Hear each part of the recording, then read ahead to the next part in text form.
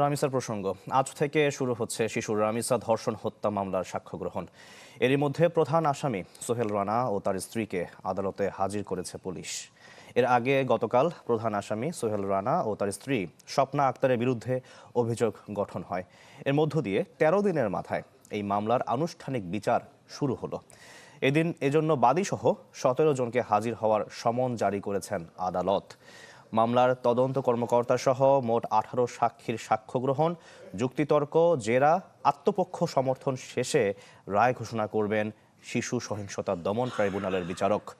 দ্রুত সময়ের মধ্যে রায় ঘোষণার প্রত্যাশা রাষ্ট্রপক্ষের আইনজীবীর।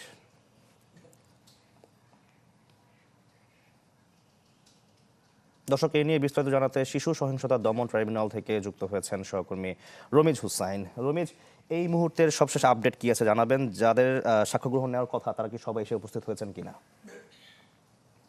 আমি ভরসা রাখি হিরন স্মার্ট ওয়াটার পিউরিফায়ারে।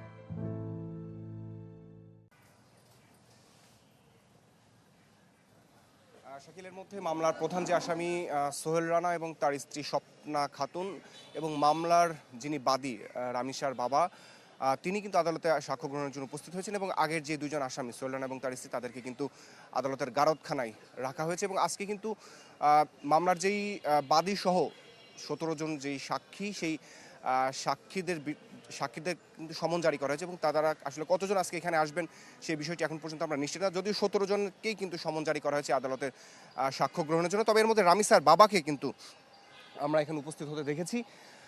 তার সাথে আসলে কথা বলার মতো অবস্থায় তিনি নেই, তিনি আমাদের সাথে কথা বলেননি। তিনি বলেছেন যে আদালতে যাচ্ছেন এবং সেখান থেকে তিনি বের হওয়ার পরে হয়তো গণমাধ্যম কর্মীদের সাথে কথা বলবেন।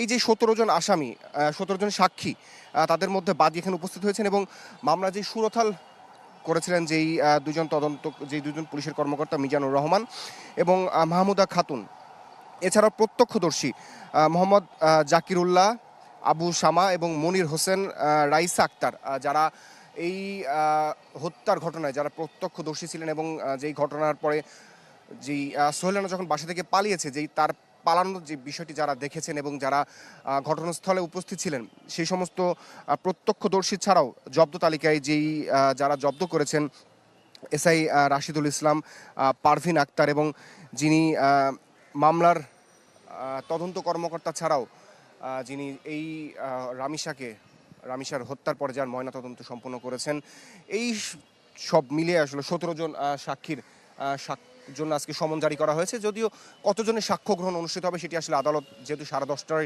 নাগাদ আদালতটি বসবে, পরে আসলে আমরা বলতে পারবো এখানে কতজন সাক্ষী দিয়েছেন এবং তাদের বক্তব্যে কোন কোন বিষয়গুলো আসলে উঠে এসেছে এবং প্রত্যক্ষদর্শী যদি এখানে কেউ এসে থাকে সাক্ষীদের মধ্যে, তারা আসলে তাদের বর্ণনায় কোন বিষয়গুলো উপস্থাপন করবে সেই বিষয়গুলো অবশ্যই আপনার মাধ্যমে দর্শকদের পরবর্তীতে জানিয়ে দেবে। এখন পর্যন্ত সবশেষ তথ্য যদি বলি শাকিল, মামলার দুজন আসামি সোহেল রানা এবং তার স্ত্রীকে আদালতের গারদখানায় রাখা হয়েছে এবং রামিসার বাবা, যিনি মামলার অন্যতম একজন সাক্ষী এবং মামলার বাদী, তিনি সহ অন্য হয়তো কয়েকজন সাক্ষী এখানে উপস্থিত হয়েছেন এবং সকাল 10:30 নাগাদ এই মামলার সাক্ষ্য গ্রহণ শুরু হবে। জি, আমরা অপেক্ষা রইলাম। ধন্যবাদ আপনাকে। দর্শক, রমিজ হুসাইন যুক্ত হয়েছিলেন আমাদের সঙ্গে।